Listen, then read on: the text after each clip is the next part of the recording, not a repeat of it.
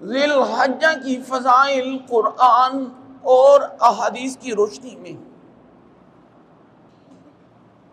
سامعین وقار، اللہ رب العزت فرماتا ہے والفجر،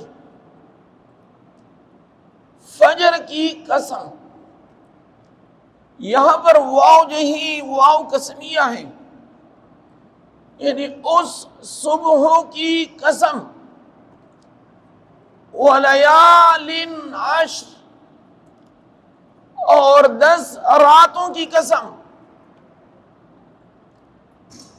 لیال یہ لیلتن کی جمع ہے، عشر کا معنی ہے 10۔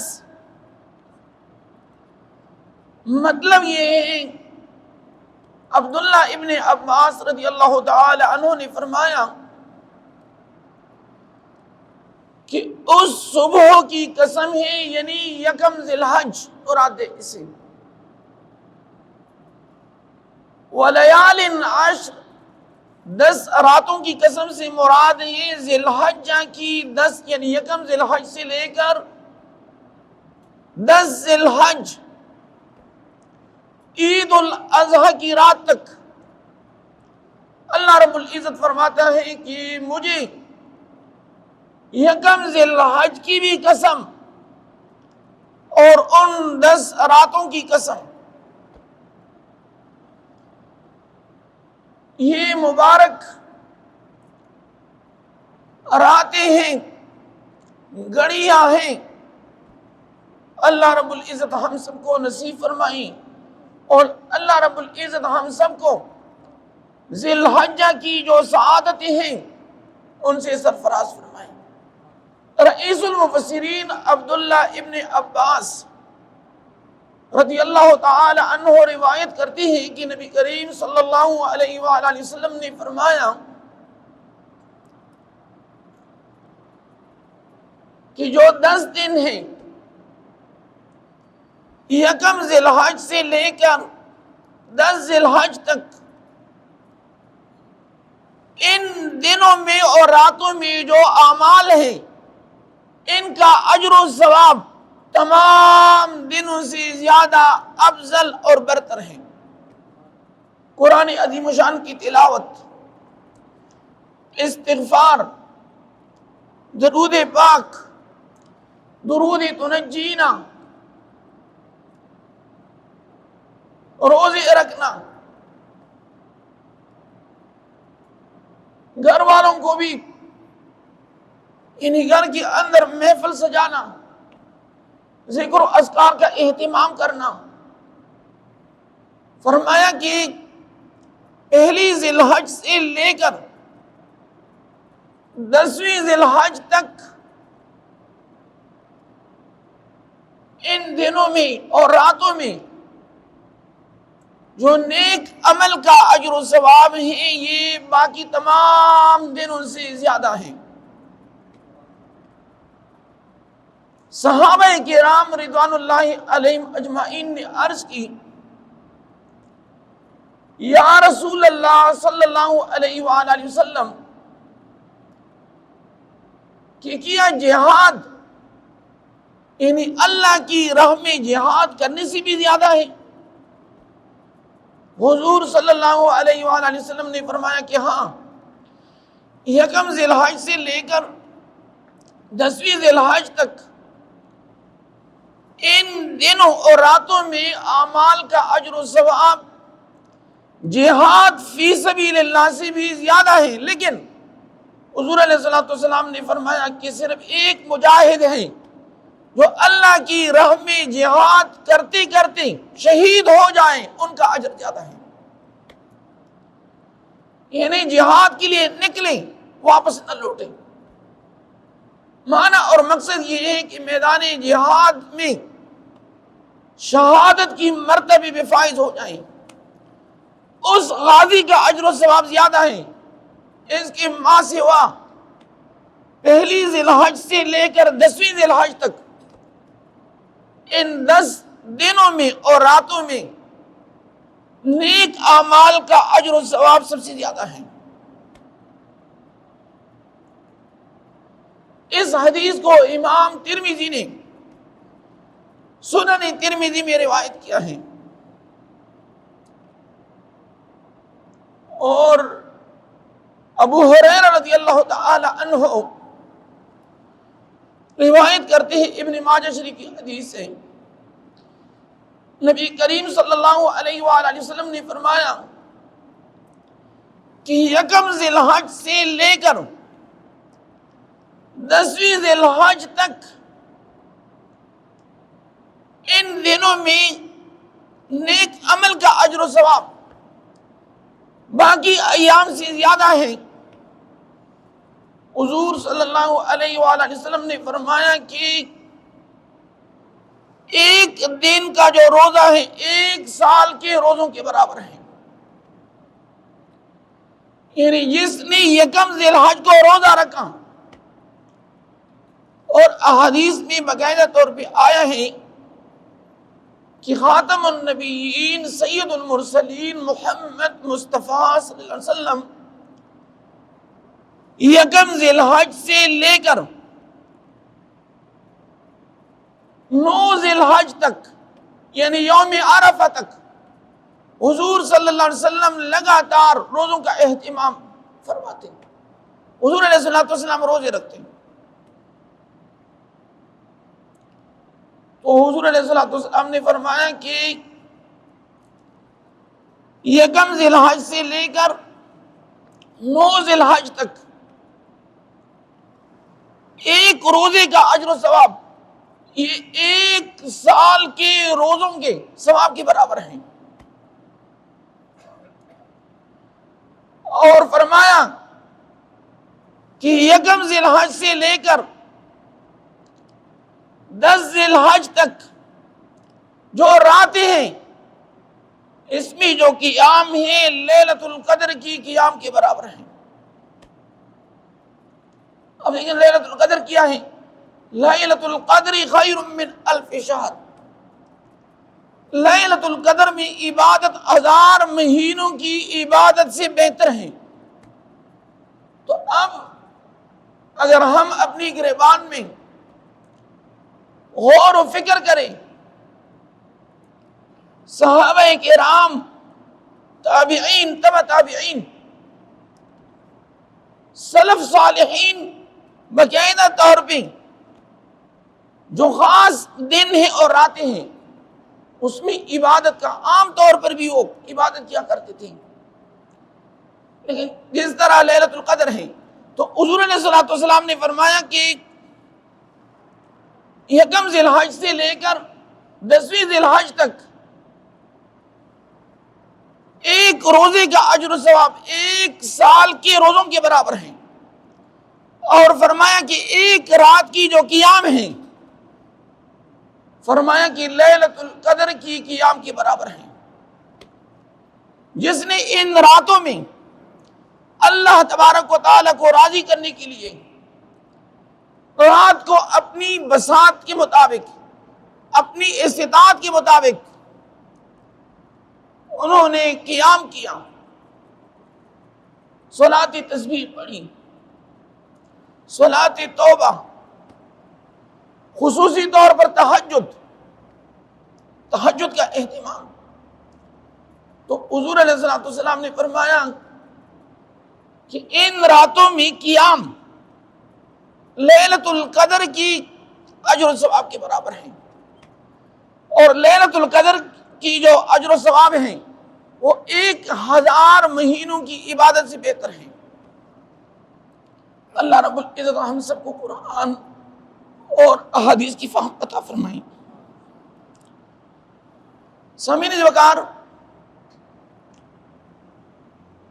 اس حدیث کو امام ترمذی نے بھی روایت کی ہے، اور امام ابن ماجہ نے، امام قزوینی رحمۃ اللہ تعالی علیہ، حضرت جابر بن عبداللہ رضی اللہ تعالی عنہ روایت کرتے ہیں کہ سرکار دو عالم صلی اللہ علیہ وآلہ وسلم نے فرمایا کہ یکم ذی الحج سے لے کر 10 ذی الحج تک یہ جو ایام ہیں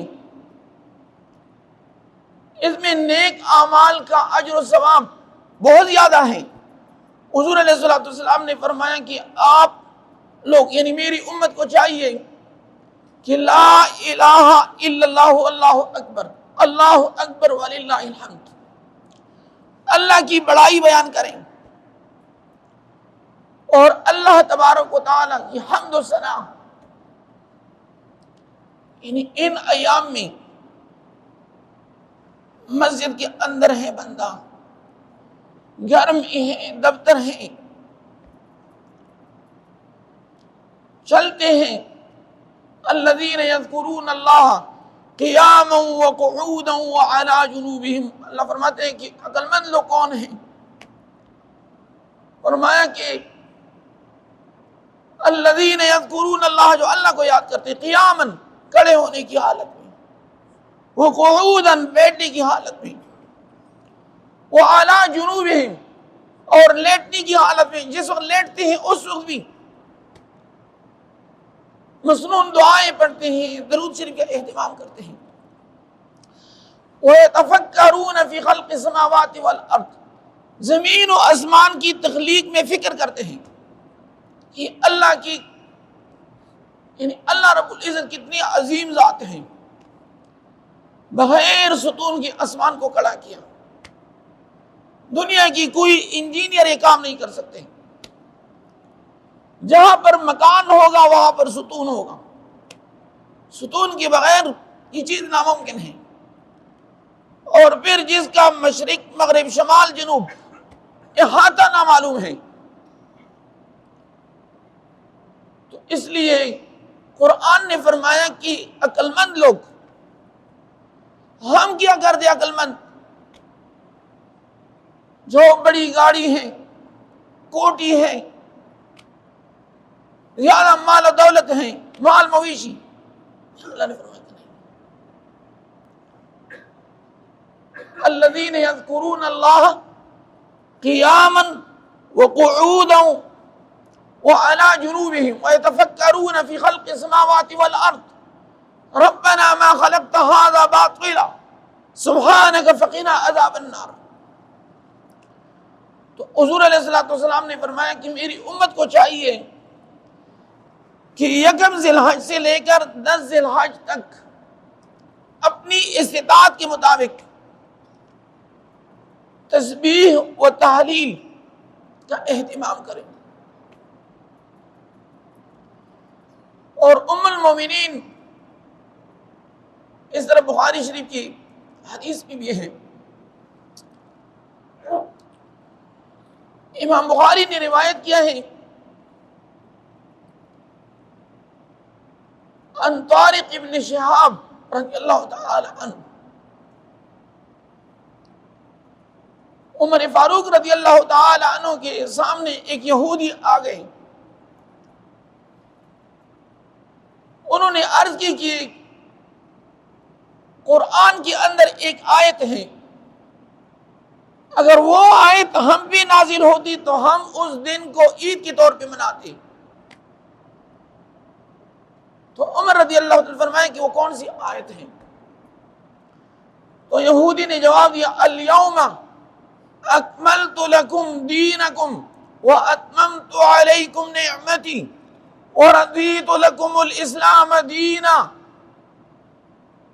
اللہ، اور یہ آیت ختم نبوت کی بھی دلیل ہے۔ اللہ نے فرمایا الیوم اکملت لکم دینکم، اللہ رب العزت فرماتے ہیں کہ آج کے دن میں نے تمہارے لیے تمہارا دین مکمل کر دیا، اے ٹو زیڈ۔ وَأَتْمَمْتُ عَلَيْكُمْ نِعْمَتِي، اور میں نے تمہاری اوپر نعمتوں کو بھی تمام کر دیا۔ محمد مصطفیٰ صلی اللہ علیہ وسلم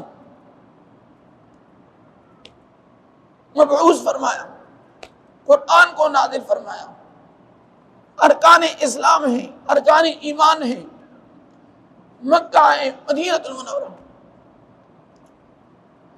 اور رضیت لکم الاسلام دینا، اور میں نے تمہارے لیے دین اسلام کو پسند فرمایا،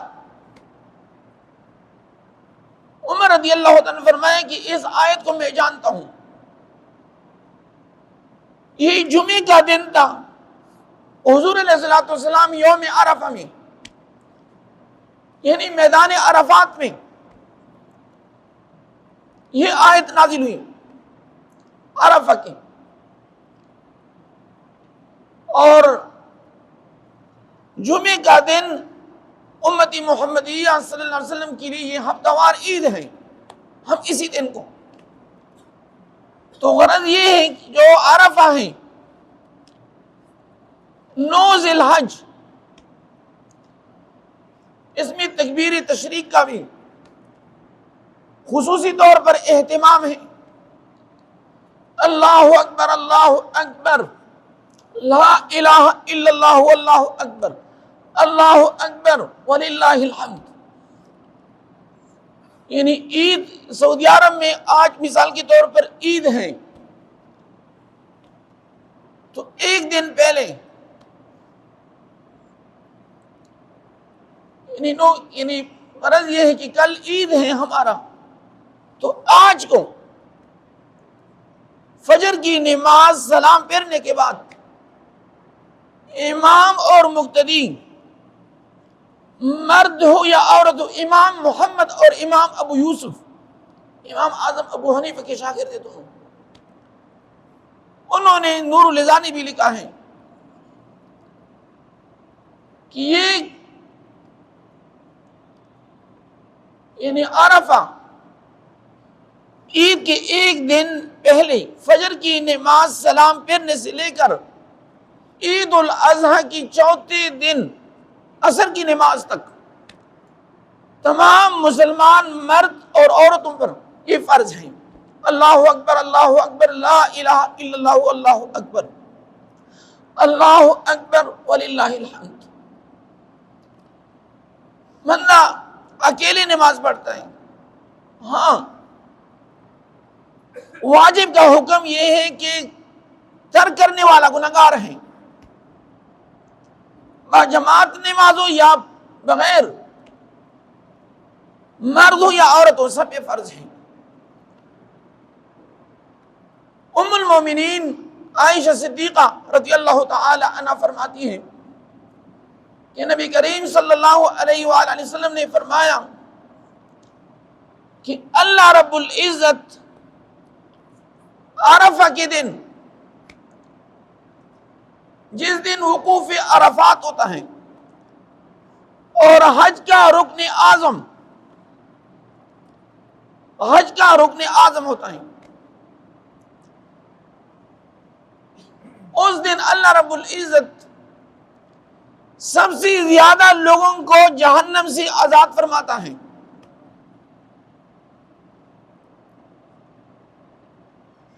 تو لہذا بہت سارے خوش نصیب لوگ ہوتے ہیں، وہ عرفہ کے دن یوم عرفہ کو روزے کا اہتمام کرتا ہے۔ نبی علیہ السلام نے فرمایا کہ یوم عرفہ ایک دن کا جو روزہ ہے، فرمایا کہ 1 سال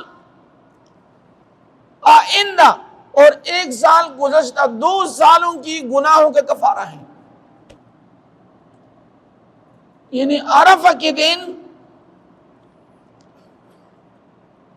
روزے رکھنے کا جو ثواب ہے، حضور علیہ السلام نے فرمایا کہ 1 سال پہلے اور 1 سال بعد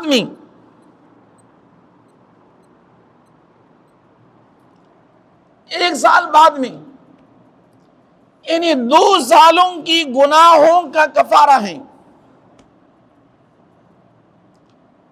اور ام سلمہ رضی اللہ تعالی عنہا روایت کرتی ہے،